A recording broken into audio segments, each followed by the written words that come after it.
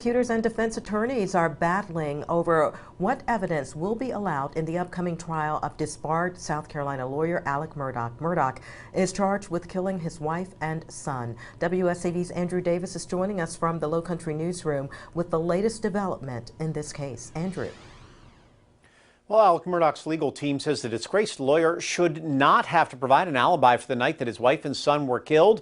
Well, why? Because prosecutors have never told them exactly what time that Paul and Maggie Murdaugh died. That is just one of the issues that could come up in a special hearing Thursday in Florence. I need the police to answer immediately.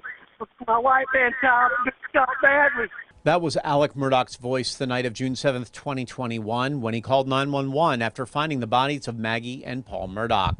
But the defense motion says prosecutors have never told them what time Maggie and Paul were killed, and Alec cannot offer an alibi for a time and crime that he doesn't know.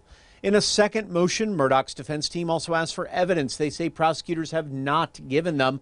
It includes detailed test results on Paul and Maggie's clothing that night. It talks about how investigators found gunshot residue on Alex's shirt and shorts, but none on his hands or shoes.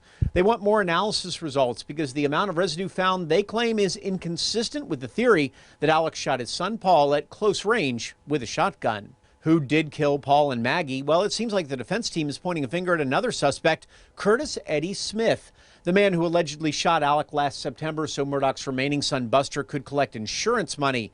But Murdaugh's attorneys now say that the man known as Cousin Eddie failed a lie detector test when asked if he killed Maggie and Paul Murdaugh. The South Carolina Attorney General's office just responded to all of these claims, saying Murdaugh's attorneys are attempting to, quote, color the public view of the case with these polygraph results, even though they know that these results are generally inadmissible as evidence because they don't meet the standard for reliability. And yet prosecutors say the entire point is moot because they already provided polygraph results back in August, the first day that discovery evidence was allowed in the case. In that release from the AG's office we got just moments ago, they just added that they do not have a deal with Curtis Smith to testify. He's still facing 180 years in prison himself.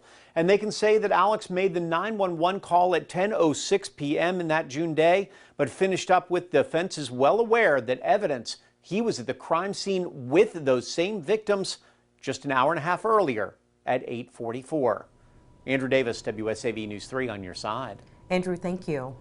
We have been following this story from the beginning. You will find a full breakdown of this case as well as a timeline of events at wsav.com/Murdaugh.